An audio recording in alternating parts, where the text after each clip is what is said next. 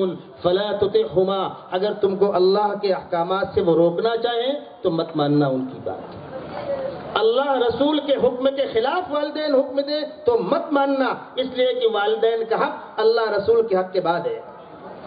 لیکن جو والدین تم کو اللہ رسول کی اتباع سے منع کر رہے ہوں، مشرک ہوں، کافر ہوں، ان کی بات نہ ماننے کے باوجود ان کے کھانے پینے، ان کے رہنے سہنے، ان کی دوا علاج، ان کی ضروریات کی کفالت کرنا، یہ تمہاری ذمہ داری ہے۔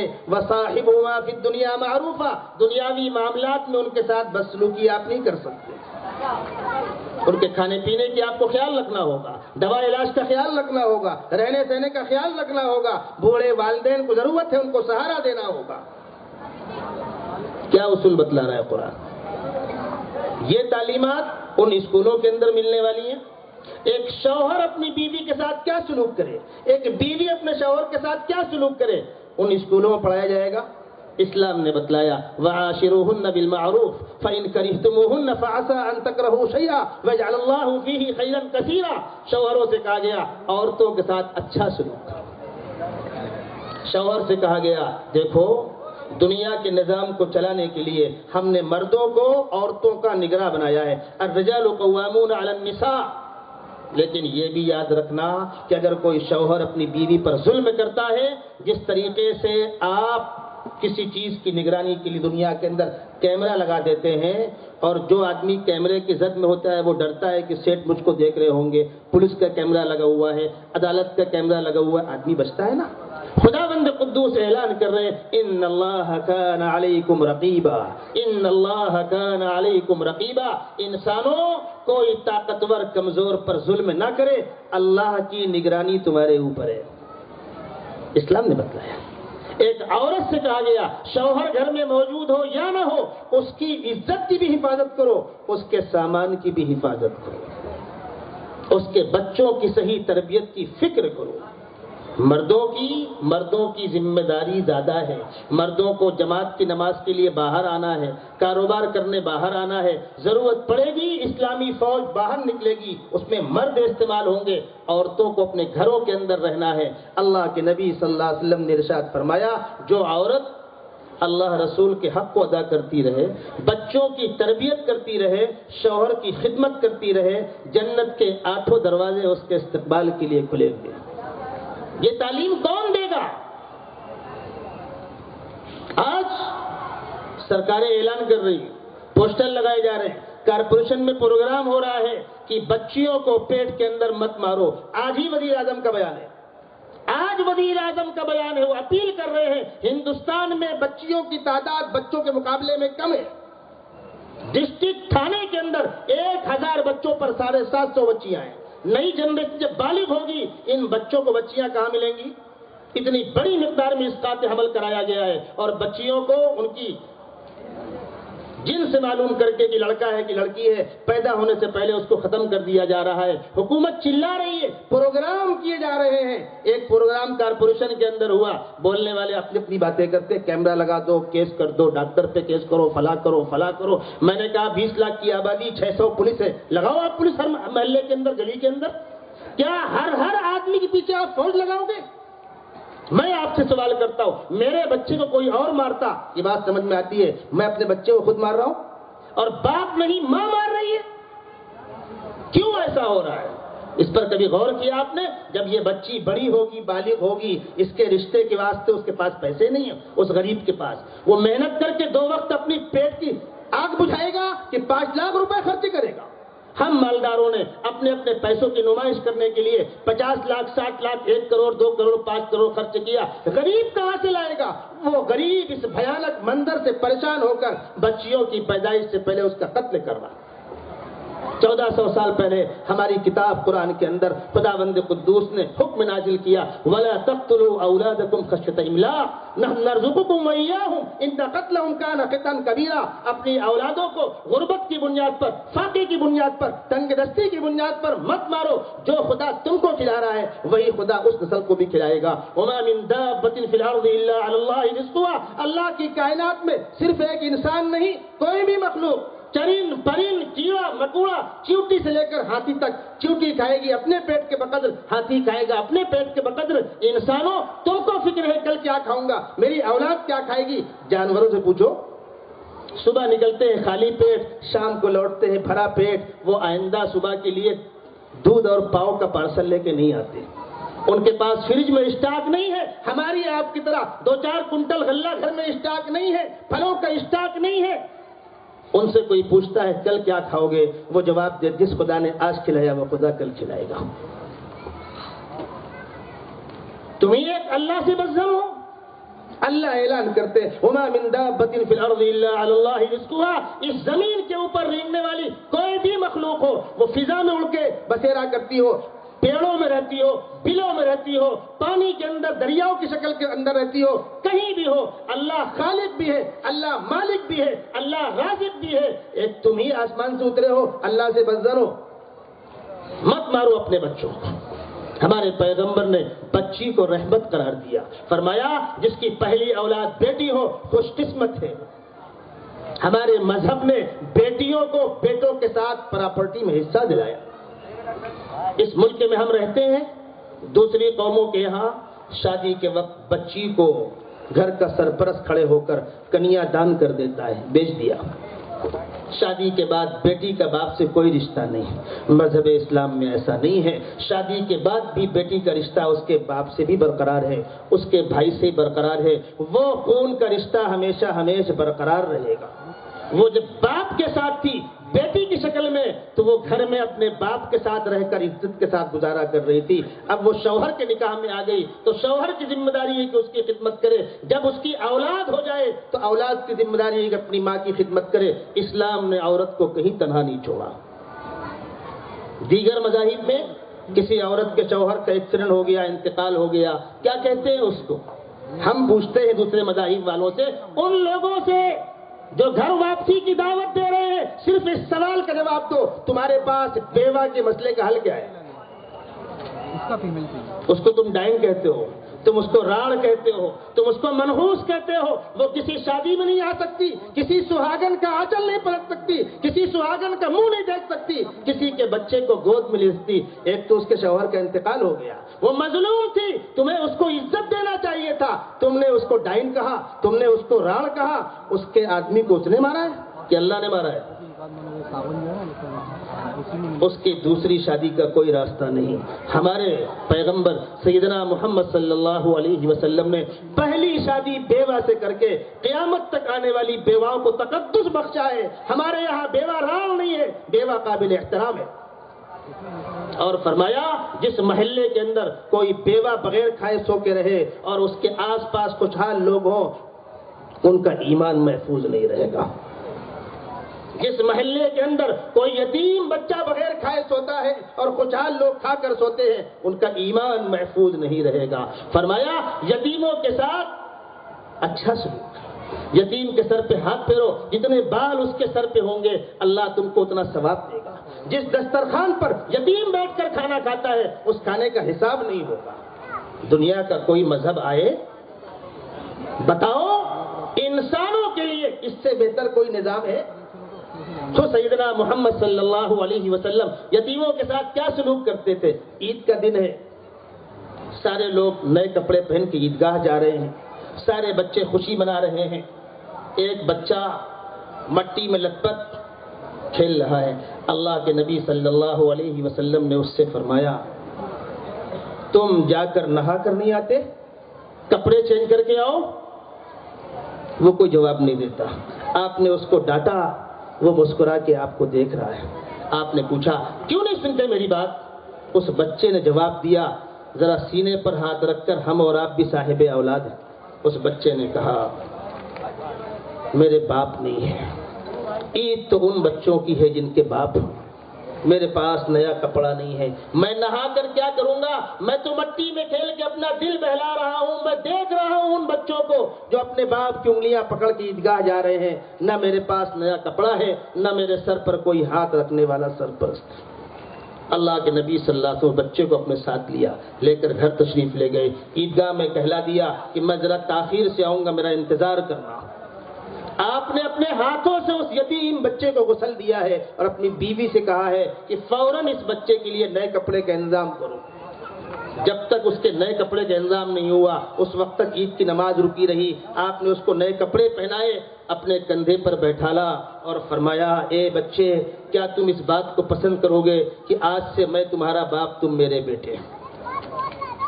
تمہارے باپ کا انتقال ہو گیا، میں تمہارا باپ، تم میرے بیٹے۔ اس بچے نے کہا مجھے قبول ہے۔ پھر آپ لے کر چلے اس بچے کو۔ اب وہ بچہ محلے سے گزر رہا ہے اور اپنے ساتھیوں سے کہہ رہا ہے، بتاؤ مجھ سے بڑا خوش قسمت کون ہوگا جس کو اللہ کے نبی نے اپنا گود لے لیا۔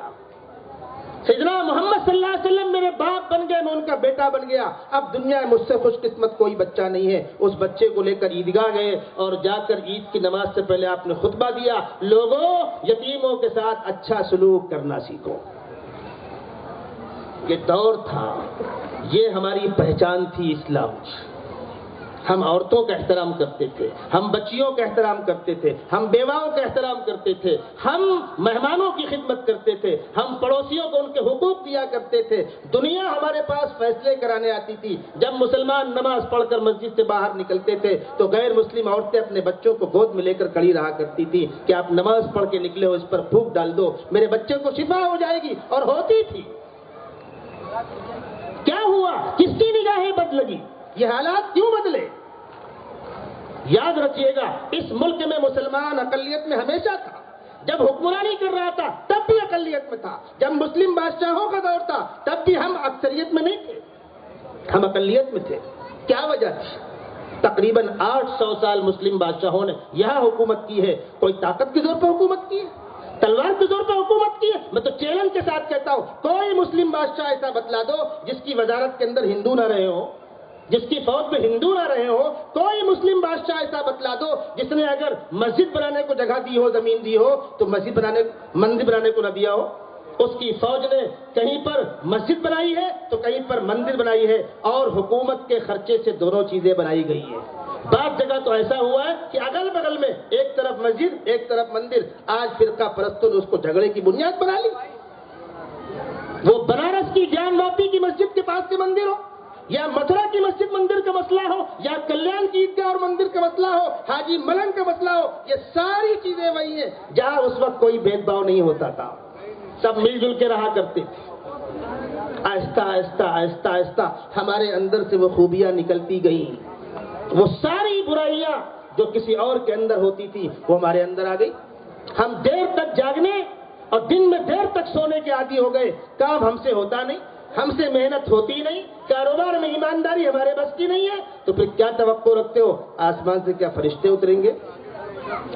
جب ہم سچے پکے مسلمان تھے، جب ہم خدا کے اطاعت گزار تھے، دنیا کی تمام چیزیں ہماری اطاعت کرتی تھی۔ ایک دور تھا سیدنا محمد صلی اللہ علیہ وسلم کے خدام صحابہ کرام افریقہ کے جنگل میں رات میں ٹھہرنا چاہتے ہیں، اسلامی فوج ہے، جنگل ہے، سانپ بچھو ہیں، شیر چیتے ہیں، کیڑے مکوڑے ہیں۔ صحابہ نے کھڑے ہو کر اعلان کیا، جنگل کے درندوں، آج اس جنگل میں سیدنا محمد صلی اللہ علیہ وسلم کے خدام قیام کرنا چاہتے ہیں، تم سب لوگ جنگل خالی کر دو۔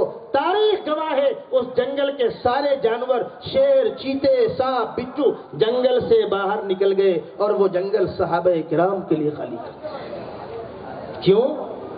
جب ہم اپنے خالق کے سچے بندے بنیں گے۔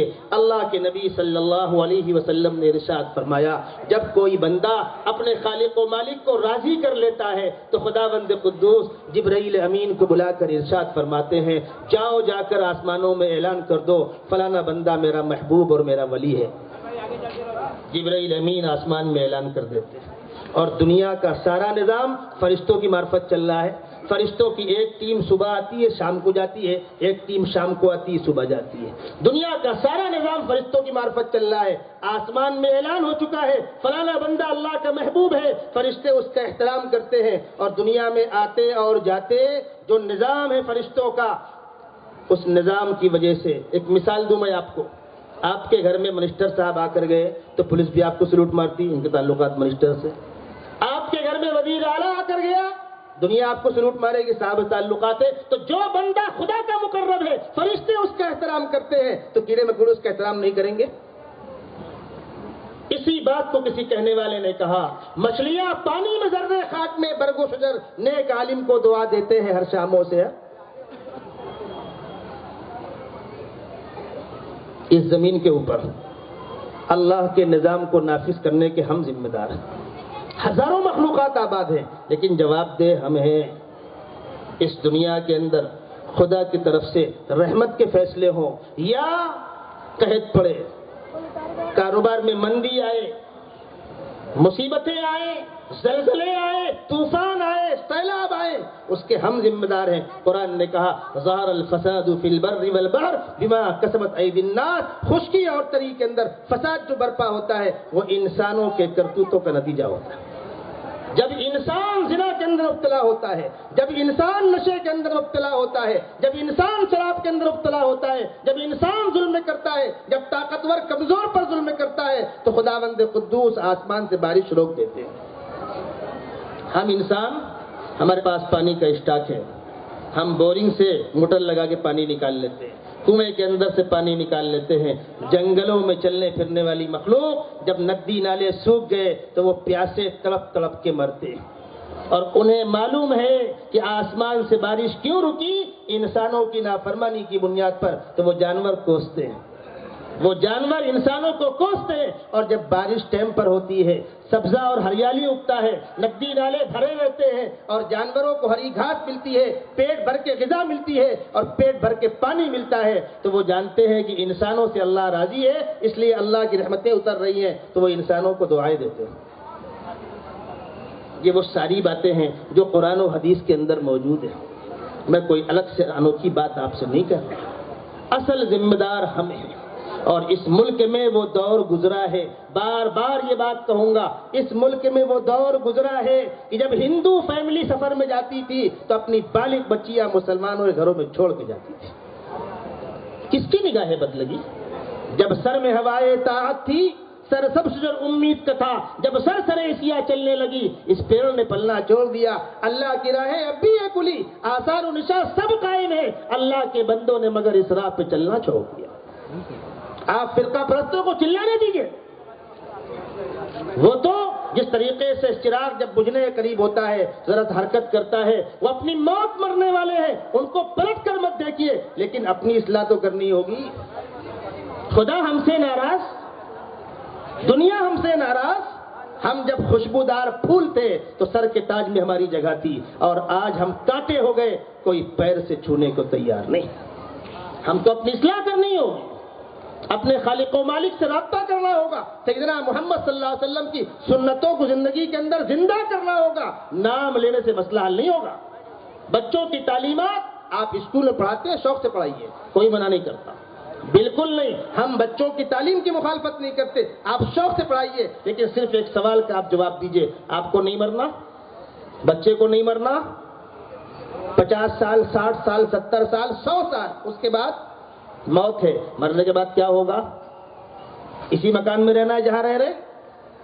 اسی کارخانے سے کاروبار چلے گا؟ نہیں، آنکھ بند ہوتے ہی زبان بدل جائے گی، نظام بدل جائے گا۔ دنیا کی ساری بادشاہتیں مل کر ایک قبر کے عذاب کو نہیں روک سکتی۔ یاد رکھیے گا، وہاں کیا کام آئے گا؟ وہاں دین کام آئے گا، وہاں قرآن پاک کی تلاوت کام آئے گی، وہاں نمازیں کام آئیں گی، وہاں صدقہ خیرات کام آئے گا، وہاں بچوں کی دینی تعلیم کام آئے گی۔ اسی لیے کہا جاتا ہے تم بچوں کو چاہے جہاں پڑھاؤ، تم شوق سے کالج میں پھلو، پارک میں پھولو، جائز ہے غباروں پہ اڑو، چرخے پہ جھولو، بس ایک سخن بندے ناچیز کا رہے یاد، اللہ کو اور اپنی حقیقت کو نہ بھولے۔ اگر بچوں کو آپ اسکول میں پڑھا رہے ہیں، شوق سے پڑھائیے، لیکن اللہ کا مقام ان کو پہچانوائیے، سیدنا محمد صلی اللہ علیہ وسلم کی سنتوں سے ان کو واقف کرائیے۔ سونے، جاگنے، اٹھنے، بیٹھنے، کھانے پینے، سفر، حضر کی دعائیں یاد کرائیے۔ بچوں کو کلمہ یاد ہونا چاہیے، بچہ قرآن پڑھنا جاننا چاہیے، اس کو نماز کی معلومات ہونی چاہیے۔ طلب العلم فریضہ علی کل مسلم، دین کی اتنی بات سکھانا، اتنی مقدار میں دین سکھانا جس سے بچہ فرائض و واجبات پر عمل کر سکتا ہو، حرام و ناجائز سے بچ سکتا ہو، اتنا دین سیکھنا ہر مسلمان پر فرض ہے۔ عالم بننا ضروری نہیں ہے، لیکن دین پر عمل کرنے بھر کی معلومات حاصل کرنا ضروری ہے۔ آپ نماز پڑھنے کھڑے ہوئے، نماز کی جگہ پاک ہونا چاہیے، تو پاک اور ناپاک کا فرق آپ کو معلوم ہونا چاہیے. نمازی کا کپڑا پاک ہونا چاہیے, نمازی کا بدن پاک ہونا چاہیے, نمازی جو نماز پڑھ رہا ہے اس نماز کا وقت ہونا چاہیے, قبلہ رخ ہونا چاہیے, نماز میں کتنے فرائض اور کتنے واجبات ہیں اس کا علم ہونا چاہیے, کس غلطی پر سجدے سہو سے نماز بچ جاتی ہے اور کس غلطی سے نماز ٹوٹ جاتی ہے, نیت توڑ کے دوبارہ پڑھنا ہے. اگر اتنا بھی نہیں معلوم تو نماز کا پھر حاصل کیا؟ رمضان مبارک کا مہینہ ہے, سحری کھا کر افطار تک ہم کو پابندی کرنی ہے روزے کی, تو سحری کا وقت ختم کب ہوتا ہے اور افطار کا وقت شروع کب ہوتا ہے ہم کو نہیں معلوم. اس سال رمضان میں اسی علاقے سے یعنی بیونڈی سے لے کر اگتپوری کے بیچ میں کچھ نوجوان ٹرین میں ان کا فون آتا ہے, بولے مولانا سحری کا وقت کتنا باقی ہے؟ میں نے گھڑی دیکھا 10 منٹ سحری کا وقت ختم ہو چکی تھی, یعنی سحری کا وقت ختم ہوئے 10 منٹ گزر چکا تھا. میں نے پوچھا آپ لوگ کیا کر رہے ہیں؟ بولے ہم کھا رہے ہیں.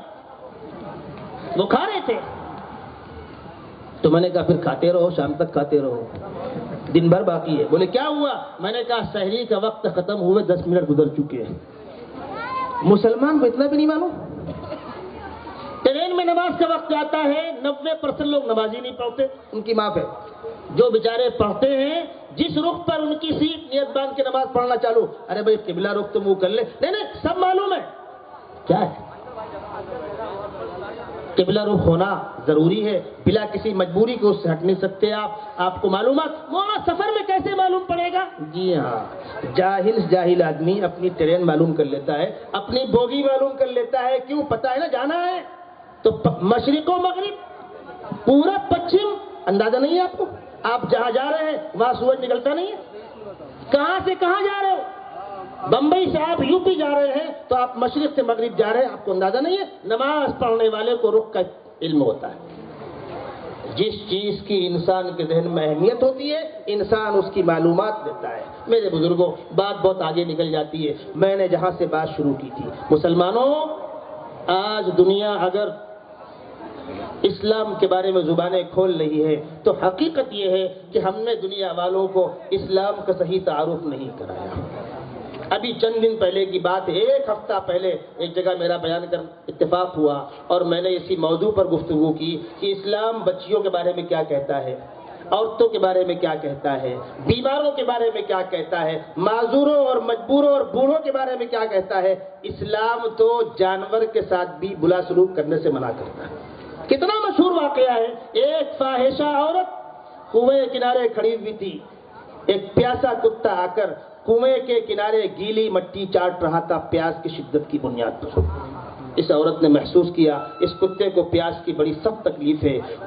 اس نے اپنے چمڑے کے موزے کا استعمال کیا اور کنویں سے پانی بھرا اور اس پیاسے کتے کی زبان پر پانی ڈالا, اس کی پیاس بجھی. اللہ کے نبی صلی اللہ علیہ وسلم فرماتے ہیں وہ عورت فاحشہ تھی, بدکار تھی, لیکن ایک اللہ کی مخلوق کی خدمت کی, اللہ کو پیار آ گیا, اللہ نے اس کی مغفرت کا فیصلہ کر دیا. پیاسے کتے کو پانی پلانے پر اللہ کی رضامندی مل جائے گی اور اللہ اس پر رحم کھائے گا, اللہ کو پیار آ جائے گا. تو بھوکے پیاسے معذور و مجبور انسانی خدمت کرنے پر.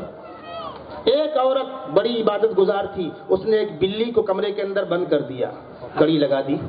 اب 1 دن 2 دن 4 دن وہ بلی بیچاری بند ہے اندر. اسی حال میں تڑپ تڑپ کے اس نے جان دی. اللہ کے نبی صلی اللہ علیہ وسلم فرمایا وہ عورت جہنم میں گئی. ہم جانور کے ساتھ بھی برا سلوک کرنے کی ہم کو اجازت نہیں ہے. اللہ کے نبی صلی اللہ علیہ وسلم تشریف لے جا رہے ہیں, ایک اونٹ کھڑا ہوا ہے جس کو مالک نے رسی سے باندھ رکھا تھا, بھوک کی بنیاد پر اس کا پیٹ اس کی پیٹھ سے لگا ہوا ہے. آپ قریب تشریف لے گئے, اس نے آپ کو دیکھا, آپ کو آواز دی. اونٹ نے اللہ کے نبی صلی اللہ علیہ وسلم کو آواز دی, آپ نے اس کی پیٹھ پر ہاتھ پھیرا تو اس کے آنکھوں سے آنسو جاری ہو گئے. آپ نے پوچھا یہ کس کا اونٹ ہے؟ من صاحب هذا البعیر, اس اونٹ کا مالک کون ہے؟ تو لوگوں نے بتلایا فلانا ہے. آپ نے بلایا اور فرمایا دیکھو گلے میں رسی ڈالا ہے تو اس کو پیٹ بھر کے دانا پانی دو, اور نہیں کھلا سکتے ہو رسی کھول دو. اصول سن لیجئے, جانور کے گلے میں رسی ڈالنا ہے تو اس کی خوراک کا انتظام کرو, نہیں کھلا سکتے ہو رسی کھول دو. اللہ کی ہزاروں مخلوق جنگل کے اندر چل رہی ہے, اس کی غذا اللہ دے گا, اس کا ذمہ دار تم نہیں ہو. خدا بند قدوس ہے, چھوڑ دو اس کو, جا کے جنگل میں چر پھر کی زندگی گزار لے گا. یا تو اس کو روز پیٹ بھر کے غذا دو ورنہ گردن کی رسی کھول دو. ایک صحابی اونٹ کی پیٹھ پر سامان لاد کر آئے، اونٹ کو باہر کھڑا کر دیا اور آ کر یہاں بات کرنے لگے۔ اللہ کے نبی صلی اللہ علیہ وسلم آیا، اونٹ کو آزاد کر دو، رسی کھول دو، سامان اتار دو، کچھ دیر اس کو بھی آرام کر لینے دو، وہ جانور لیکن اللہ کی مخلوق ہے۔ اسلام یہ کہتا ہے۔ سیدنا محمد صلی اللہ علیہ وسلم فرما رہے ہیں الخلق عیال اللہ فاحب الخلق الی اللہ احسنهم الی عیالہ، ساری مخلوق اللہ کا کنبہ ہے، انسان ہو، جانور ہو، چرند ہو، پرند ہو، اور اللہ کو اپنی مخلوق میں سب سے زیادہ پیارا وہ بندہ ہے جو اللہ کی مخلوق سے اچھا سلوک کرے۔ کیا پیغام ہے یہ تعلیمات، یہ پاکیزہ تعلیمات؟ کہنے والے نے کہا خدا کے عاشق تو ہے ہزاروں، بنوں میں پھرتے ہیں مارے مارے، میں اس کا بندہ بنوں گا جس کو خدا کے بندوں سے پیار ہوگا۔ یہ پیار کون بانٹے گا؟ یہ محبت کون بانٹے گا؟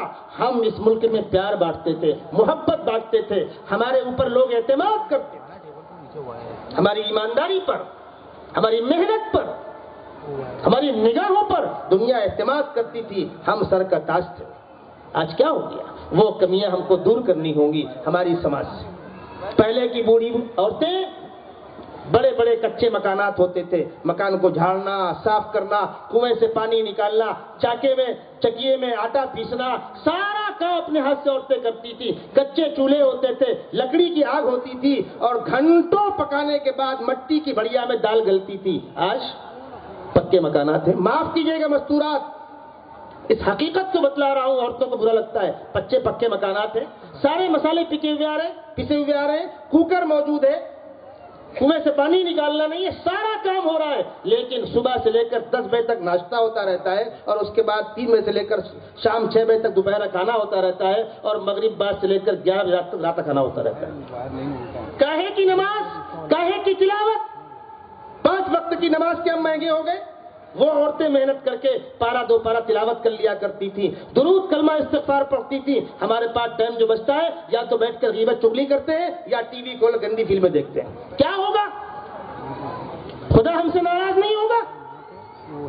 آج پورے مہاراشٹر کے اندر نشہ مخالف مہم چل رہی ہے۔ میں نے ممرا کے اندر مستورہ سے سوال کیا، مجھ کو بتلاؤ ان بچوں کی بچپن سے لے کر 15-18 سال کی تربیت کس نے کی ہے؟ تم ماؤں نے کی ہے۔ تم نے سمجھایا ان کو؟ تم نے بتلایا؟ بچہ پہلے گولی کھاتا ہے، پھر ہلکا نشہ کرتا ہے، پھر تیز نشہ کرتا ہے۔ وہ خطرناک نشہ ایک دن میں نہیں ہوتا۔ بچہ رات میں دیر میں آ رہا ہے، 2 بجے آ رہا ہے، 4 بجے آ رہا ہے، باپ کو فکر نہیں ہے؟ بکری نہیں آئی تو بکری کہاں ہے ڈھونڈو، مرغی نہیں آئی تو مرغی ڈھونڈو، اور بچہ ہمارا کہاں ہے؟ اس کو 500 روپے جیب خرچے کون دے رہا ہے؟ بائک ہم دلا رکھی ہے، موبائل کا خرچہ ہم دے رہے ہیں، ساری خرافات میں باپ اپنے بیٹے کو پیسے دے رہا ہے۔ اس کے بعد ہم کہتے ہیں نشہ مخالف مہم، نوجوان برباد ہو رہا ہے۔ نوجوان کیسے برباد ہو رہا ہے؟ اسلام نے نشہ کی سخت مخالفت کی، فرمایا یا ایھا الذین آمنوا انما الخمر والمیسر والانصاب والازلام رجس من عمل الشیطان، گندگی ہے، گندی چیز ہے، چھوڑو اس کو۔ اور نشہ کرنے والے کو اسلامی نظام حکومت میں سزائیں ہیں، اور فرمایا وہ شخص مردود ہے، ملعون ہے جو نشہ کرے۔ میں ٹرین میں منماڑ سے نادیڑ جا رہا تھا، حکومت مہاراشٹر نے اس وقت اعلان کیا تھا گٹکے پر پابندی کے لیے۔ چلیے پابندی لگی نہیں لگی چھوڑیے اس کو، پوری گاڑی سکھ مردوں عورتوں سے بھری ہوئی تھی، ست کھنڈ ایکسپریس، وہ پنجاب سے فلو کے آتی ہے۔ میں تنہا، اس میں مسلمان بیٹھا ہوا تھا، وہ آپس میں بات کر رہے تھے۔ عورتیں کہہ رہی تھی شراب پر پابندی کب لگے گی؟ ہمارے گھر چوپٹ ہے، شوہر شراب پی کے آتا ہے، مار پیٹ کرتا ہے، جھگڑا کرتا ہے، پیسے چھینتا ہے، گالی دیتا ہے، یہ عزت دار انسان کا کام نہیں ہے۔ دوسری قومیں تنگ آ رہی ہیں۔ مسلمانوں، قرآن ہمارے پاس تھا، سیدنا محمد صلی اللہ علیہ وسلم کی تعلیمات ہمارے پاس تھی۔ ہم کو دنیا کے سامنے کھڑے ہو کر یہ پیغام دینا چاہیے تھا کہ ہمارا سماج، ہمارا معاشرہ اس سے بری ہے، ہم دنیا والوں کو اس برائی کو چھوڑنے کی دعوت دیتے ہیں۔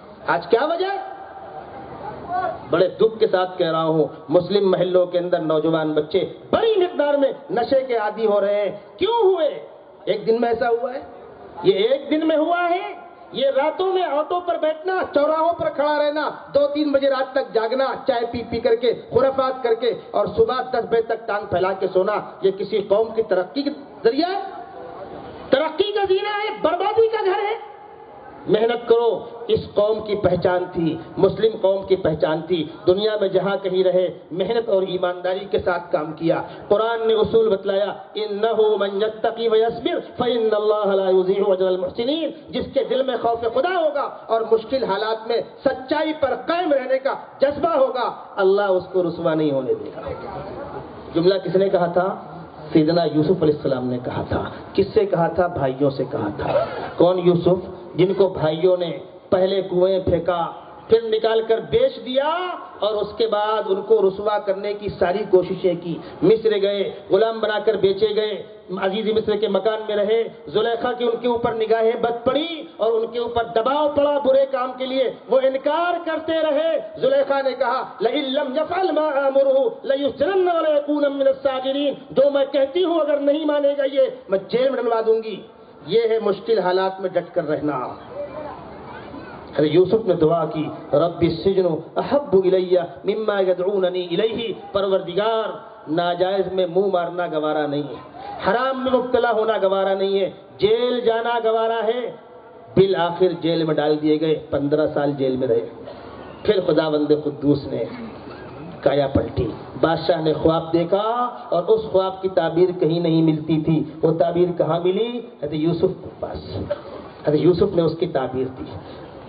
بادشاہ نے کہا تھا انی ارى 7 بقرات سمان یاکلہن 7 عجاف و7 سنبلات خضر واخر یابسات. میں دیکھ رہا ہوں 7 ہری بالیاں ہیں, 7 سوکھی بالیاں ہیں. سوکھی بالی ہری بالی کو کھا رہی ہے. 7 بڈھی گائے ہیں, 7 جوان گائے ہیں. بڈھی گائے جوان گائے کو کھا رہی ہیں. یا ایھا الملأ افتونی فی رؤیایا ان کنتم للرؤیا تعبرون. اے درباریو, مجھ کو اس خواب کی تعبیر بتلاؤ. تعبیر کسی کے پاس ملتی نہیں تھی. تعبیر کہاں ملی؟ حضرت یوسف کے پاس. کیا تعبیر دیا؟